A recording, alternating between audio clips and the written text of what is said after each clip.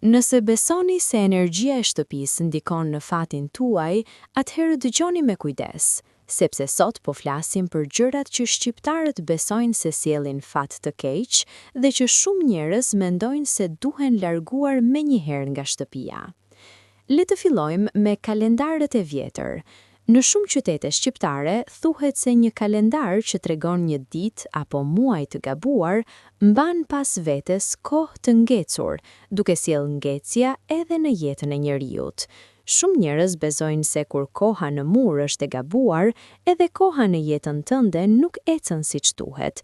Ndaj një kalendar i vjetër shpesh shihet si simbol i fatit të bllokuar dhe mundësive që nuk vijnë. Për këtë arsye, shumë familje nuk e lën kurrë në mur një kalendar që ka mbaruar. Pastaj janë bimët me gjemba, sidomos kaktuset. Edhe pse duken të bukur për zbukurim, besohet se gjembat e tyre përfaqësojnë tension, debate dhe energji të ashpër brenda shtëpisë. Në disa zona thuhet se kaktusi sjell grindje, nerva dhe mosmarrveshje në familje, sepse mendohet se gjembat thumbojnë qetësinë e shtëpisë. Prandaj shumë njerëz i mbajnë jashtë shtëpisë, ndërsa brenda preferojnë bimë të buta, të gjelbra dhe pa gjemba. Një tjetër gjë që përmendet shpesh është ora e prishur. Sipas besimeve të vjetra shqiptare, një orë që ka ndaluar simbolizon kohë të ngrirë, fat të bllokuar dhe një jetë që nuk ecën përpara. Madje në disa tradita besohet se një orë e thyer lidhet edhe me lajme të këqija. Për këtë arsye, në shumë shtëpi shqiptare, sapo ora prishet, ajo ose riparohet menjëherë ose hiqet që mos të mbajë energji të keqe brenda shtëpisë. Një tjetër shenjë e keqe për shumë familje janë enët e thyera. Nëse një pjatë apo gotë qahet, thuhet se nuk duhet mbajtur më në shtëpi. Ajo shihet si simbol i fatit të thyer, i harmonisë së prishur dhe i energjisë negative që mund të reflektojë në marrëdhëniet familjare. Prandaj, shumë nëna dhe gjyshe shqiptare gjithmonë thonin, në shtëpi mbahet vetëm ajo që është e plot, jo ajo që është e thyer. Po ashtu, pasqyra e thyer konsiderohet një nga gjërat më të rrezikshme për fatin. Thuhet se një pasqyrë e krisur sjell vite me fat të keq dhe prish energjinë e shtëpisë. Pasqyra lidhet me energjinë, me bukurinë dhe me sytë e shpirtit, ndaj kur thyhet, besohet se thyhet edhe fati. Për këtë arsye, shumë njerëz nuk e mbajnë kurrë në mur dhe e largojnë sapo qahet.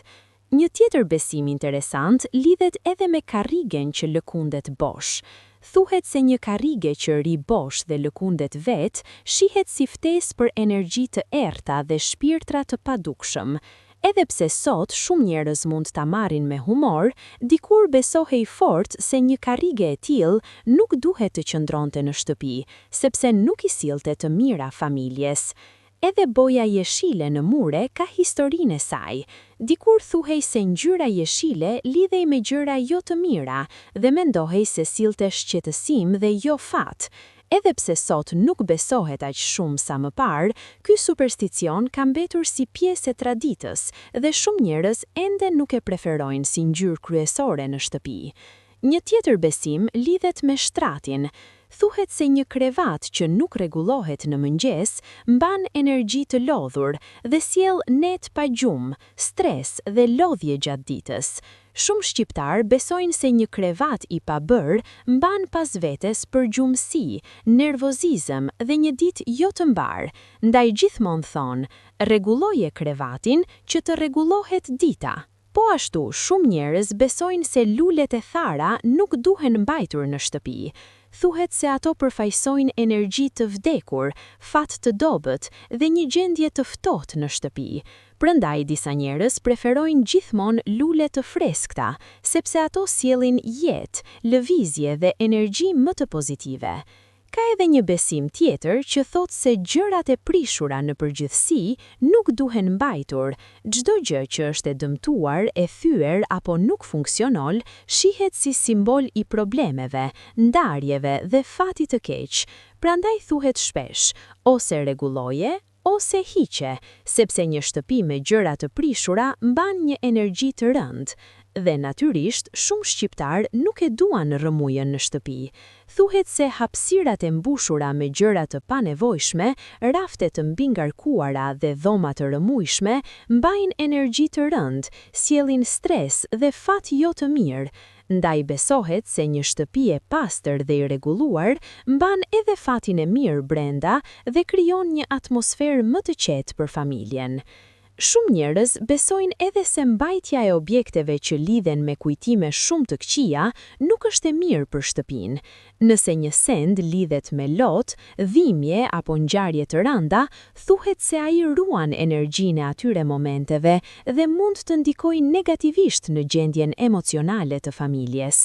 Prandaj, shumë njerëz zgjedhin t'i largojnë këto gjëra që si sjellin gëzim për të lënë vend për energji më të mirë dhe për kujtime më të bukura. Një tjetër besim lidhet me lodrat apo kukullat e vjetra që nuk përdoren më.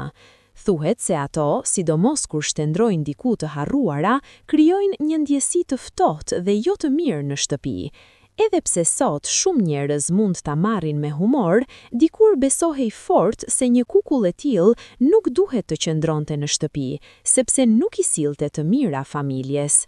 Edhe përmenden fotografitë shumë të vjetra, të dëmtuara apo të lidhura me momente të trishtuara. Thuhet se imazhet kanë kujtesë dhe energji, dhe kur ato lidhen me periudha të dhimbshme, mendohet se mund të mbajnë atë energji në shtëpi. Shumë familje zgjedhin t'i ruajnë diku tjetër, ose të mos i mbajnë në mur, që mos të sjellin trishtim në ambientin familjar. Një tjetër gjë që shpesh përmendet është mbajtja e shumë objekteve pa vlerë. Thuhet se shtëpia nuk duhet jetë një vend i mbushur me gjëra që nuk kanë kuptim, sepse mbajtja e tepërt sjell rrëmuj, lodhje mendore dhe energji të rëndë. Ndaj besohet se sa më shumë gjëra të panevojshme heq, aq më shumë hap i lesh fatit të mirë të hyjë. Në fund të ditës, secili zgjedh vetë nëse i beson këtyre besytnive apo jo, por nuk mund ta mohojmë që ato janë një pjesë interesante e kulturës dhe traditës sonë. Nëse ju pëlqeu kjo video dhe doni të mësoni më shumë rreth zakoneve dhe besimeve shqiptare, mos harroni të lini një koment poshtë dhe të abonoheni në kanal. Faleminderit që shtendruat deri në fund dhe shihemi në videon tjetër.